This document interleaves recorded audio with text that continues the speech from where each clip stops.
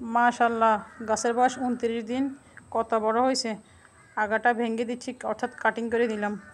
আসসালামু আলাইকুম, সবাই কেমন আছেন? বিকেলবেলা লাউ গাছের কীভাবে পরিচর্যা করতে হয় অধিক ফুল ও ফল পাওয়ার জন্য, সেটাই আপনাদেরকে দেখাবো। এগুলো ভেঙে দিচ্ছি, নিচের পাতাগুলো ছাটিয়ে দিব। নিচের পাতাগুলো না ছাটলে আলো বাতাস লাগবে না, এবং কি পোকা ডিম পাড়তে পারে, সেই জন্য এগুলো ছাটিয়ে দিচ্ছি। দেখছেন এগুলো লাল লাল হয়ে গেছে, আর দেখছেন পোকার ডিম। এগুলো কেটে দিলাম এই জন্য। গাছের চতুর্দিকে রিং করে নিব। এরপরে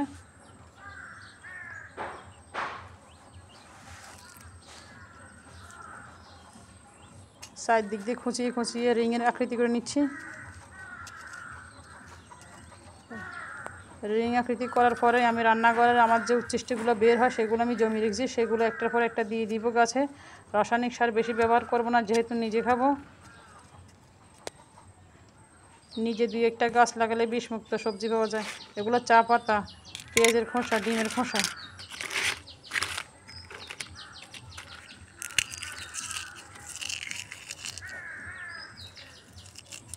ডিমের খোসা ভালো করে ভেঙে গুঁড়ো করে নিতে হবে। এগুলো হলো পটাশ সার আর ইউরিয়া সার। পচা ভাত, এই ভাতগুলো বেঁচে গেছে, এগুলো আমি 7 দিন যাবৎ পানি দিয়ে রেখেছিলাম। এগুলো গাছে দিব। ভাতের মধ্যে আছে প্রচুর পরিমাণ ক্যালসিয়াম।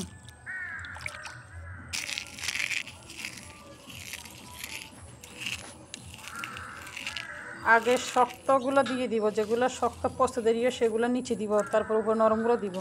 সাইড দিক দিয়ে ডিমের খোসা দিয়ে দিচ্ছি। গুঁড়া করে আমি ভালো করে ভেঙে দিয়ে দিচ্ছি।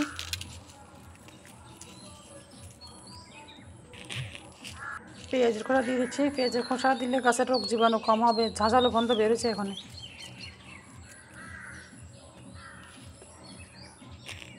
দিয়ে দিচ্ছি চা পাতা। চা পাতা পচে গেছে জমাইতে জমাইতে।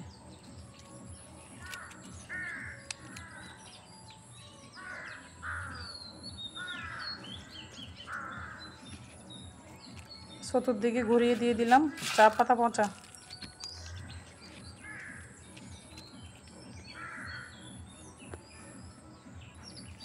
এরপর দিচ্ছি গোবর পচা।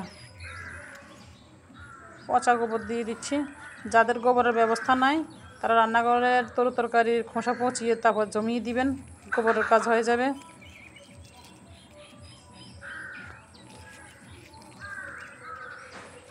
একটু দূরে দিবেন, একবারে গোড়ায় দিবেন না সার। বিশেষ করে জৈব সার একটু কাছে দিলেও সমস্যা নেই, কিন্তু রাসায়নিক সার একটু কাছে দিলেই গাছ মারা যাবে। দিয়ে দিচ্ছি পচা পান্তা ভাত। ঘাসে ভাত খায়, ভাতে আছে প্রচুর পরিমাণ ক্যালসিয়াম।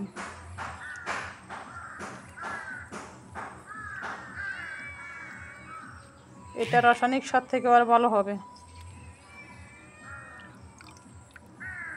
বর্ষার দিন পানি না দিলেও চলবে, পানি দিবে না, ভাতের পানিগুলো আমি গাছে দিয়ে দিব। সবগুলো ভাত দিয়ে দিলাম, পানিটা ঢেলে দিয়ে দিচ্ছি। আহারে, আমার গাছের মধ্যে পড়ছে, ধন্যবাদ গাছের মধ্যে পড়ছে, ঝেড়ে দিয়ে একটু। এরপর দিয়ে দিব শুকনো মাটি। মাটি তেমন শুকনো নেই, বর্ষার দিন। এমনভাবে মাটি দিতে হবে যাতে আমার সারগুলো না দেখা যায়, জৈব সার যে দিয়েছি এটা যাতে না দেখা যায়। সবগুলো দিয়ে ঢেকে দিব, মাটি দিয়ে সুন্দর করে ঢেকে দিব। গাছে এখন প্রচুর পরিমাণে ভিটামিন, জৈব সারের দরকার। ফুল ফল আসছে, ছোট্ট ছোট্ট লাউ উঠছে। আর পটাশ আর ইউরিয়া আমি এখন দিব না, 1 সপ্তাহ পরে দিব।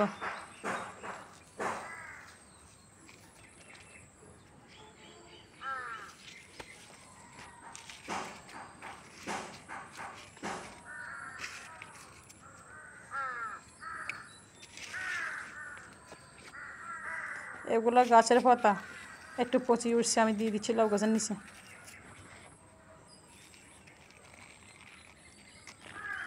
মাটি এমনভাবে দিতে হবে যাতে না দেখা যায়।